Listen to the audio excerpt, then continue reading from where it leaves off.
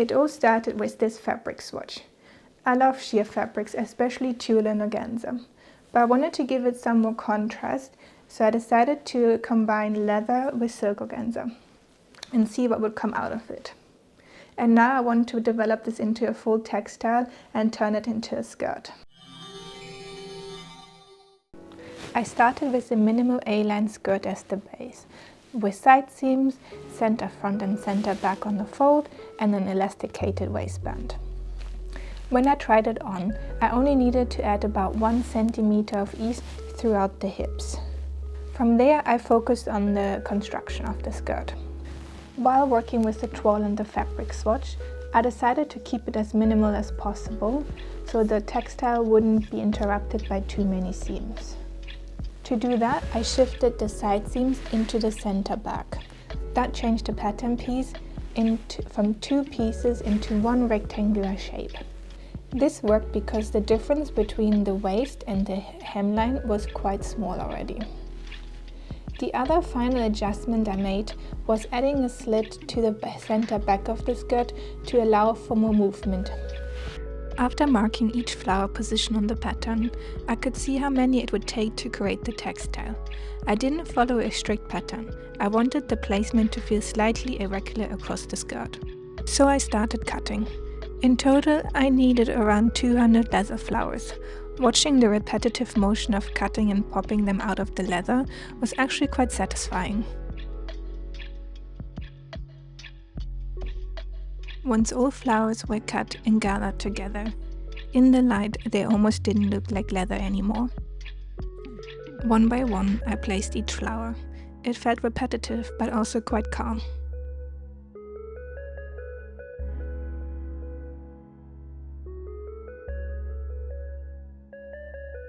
After laying the organza on top, some flowers had shifted, so I adjusted them again.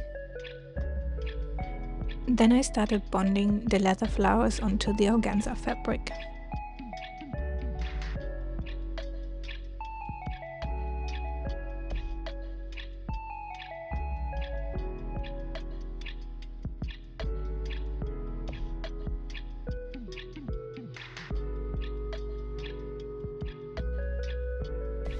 It's done. I bonded all the leather flowers to the organza, which took a little bit of time because it was quite slippery placing the flowers and then laying the fabric on top of it so nothing slipped.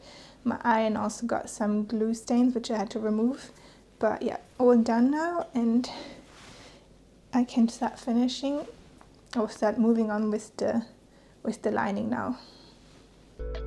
Once I finished the center back seam, I realized it was more complicated than I thought.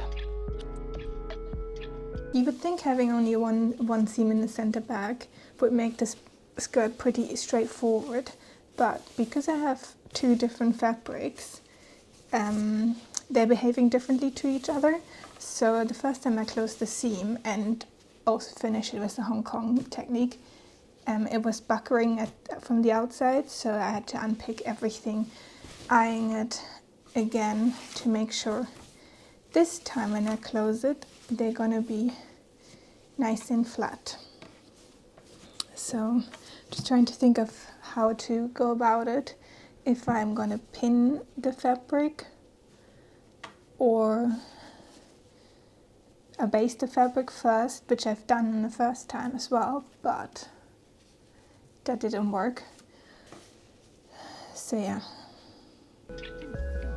So I've pinned this side and it looks nice and flat, so I'm just gonna continue on the other one as well. I then basted the layers together and sewed the center back seam again.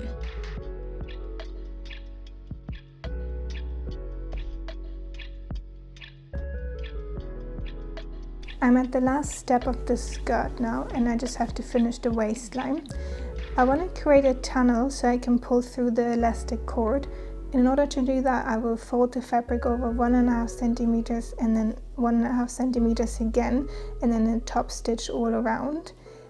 But before I can do that, I will have to make little buttonholes so then the cord can come out in the front, so you can tighten it and adjust its length, so I'm gonna make 2 buttonholes here, and then I fold the fabric over and over and then top stitch it. The buttonhole idea didn't work as the fabric was too thin, so I had to rethink how to reinforce the opening. I ended up using smaller leather flowers as a kind of grommet, bonding them onto the organza before creating the opening. After that, I could finally insert the cord into the waistband.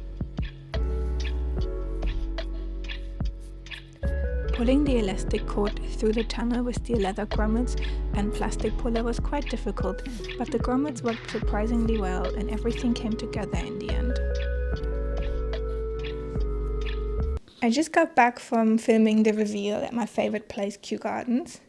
It always feels a little bit strange after seeing something finished you spend so much time working on, but yeah, let's take a look.